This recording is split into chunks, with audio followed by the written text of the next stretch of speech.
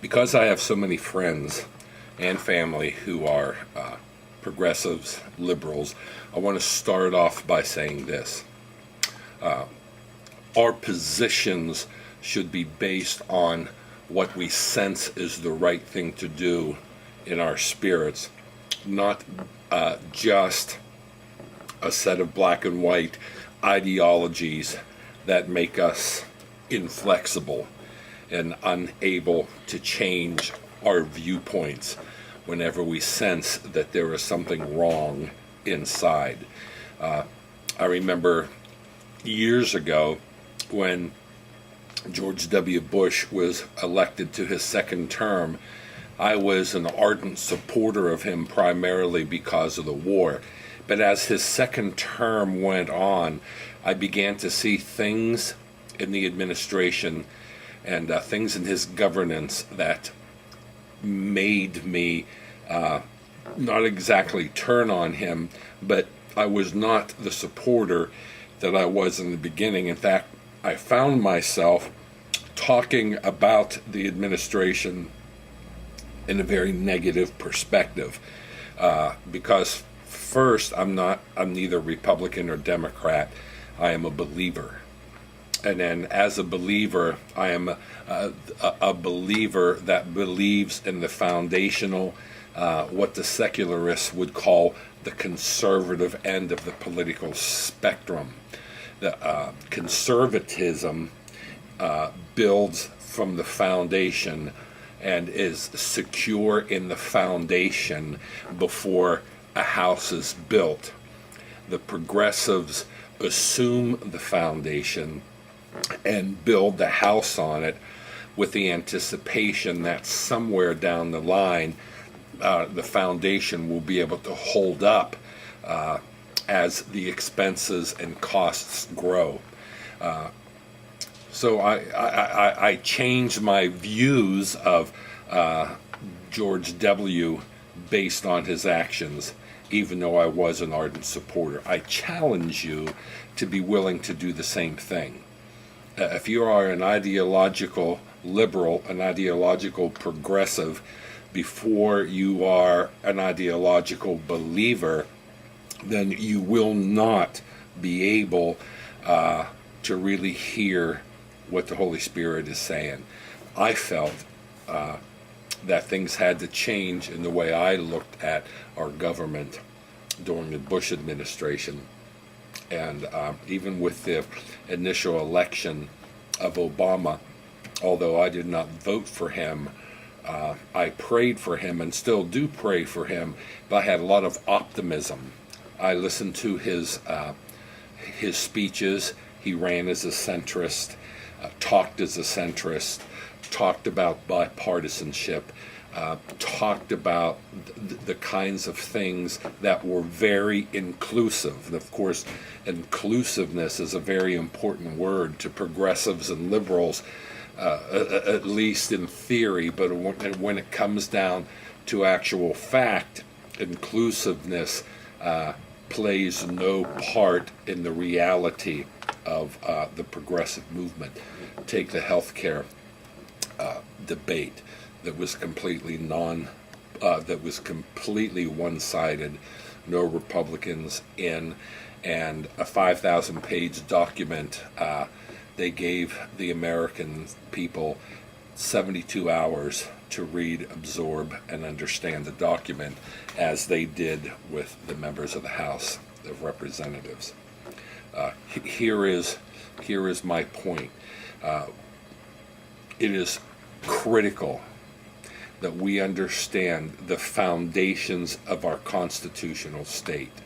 That whenever we begin to make laws and function outside the parameters set up by the Constitution, then we are all in trouble.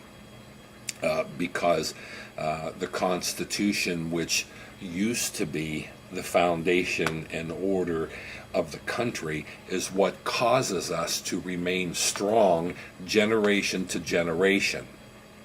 The culture may change, and how we are represented by the Constitution changes, but the Constitution itself really doesn't change. Let me give you an easy example. I can remember as a kid having stomach problems, and my mom wanted me to eat yogurt. Oh my God, yogurt of all things. And it wasn't, it was supposed to be a kind of good thing for us to do, but as years went on, as time went on, we began to see that the people who made this product got the hint. There's got to be a better way to get people to eat yogurt. So they flavored it, colored it, packaged it for kids, packaged it for weight loss. They did a million things to yogurt to make it palatable, but it was still yogurt. As the culture changed, the presentation of yogurt changed, but the basic substance remained the same. That is the kind of thing that must happen as we look at the healthcare debate. And that is exactly the thing that is not happening. We need to be able to seriously pray and understand what are the consequences of a healthcare system that's not affordable. Remember I said that the very basic of conservatism is a strong foundation so that the house that's built can withstand it, whereas the progressives build the building hoping that there's a foundation that can sustain it. The health care bill is the building. The foundation is the tax structure. And the tax structure cannot hold the weight of that.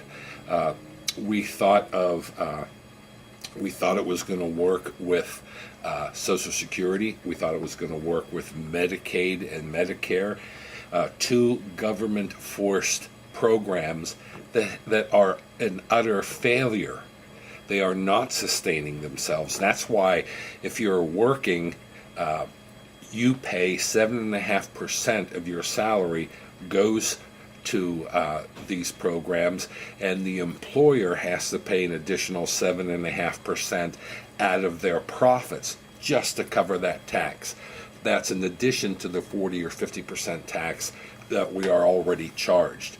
Now, we as a publishing company need to figure out how we are going to survive this and how we're going to make it through these higher taxes. The foundation of higher taxes does not sustain and cannot sustain all these government-run programs.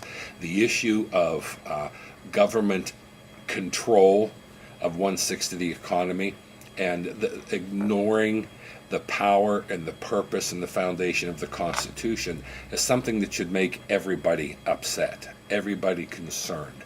Why do you think it took the Democrats so long to get enough people to vote for it? Because they didn't want it. Because the American people didn't want it. And you say, well, you don't want people to be insured. That's baloney. The very foundation of my Christian faith is feeding the poor, taking care of the sick and the infirmed. So to say that I don't want that is absurd and it's incorrect. But it doesn't have to come with this kind of a price tag. So in the time, in the few days and months that are ahead, you need to think about this, you need to pray about it, and you need to understand just agreeing with me is not enough. You have to do something about it. The Holy Spirit is telling me people have to do something about this. What is He telling you to do? Now, pass this around to your friends, please. Post a response either on Facebook or YouTube, but keep this going. Keep this conversation alive.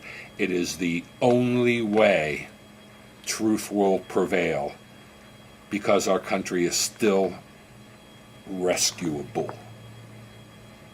And I won't stop praying and I won't stop preaching until this is established in this country the country is established on the principles of our founding fathers.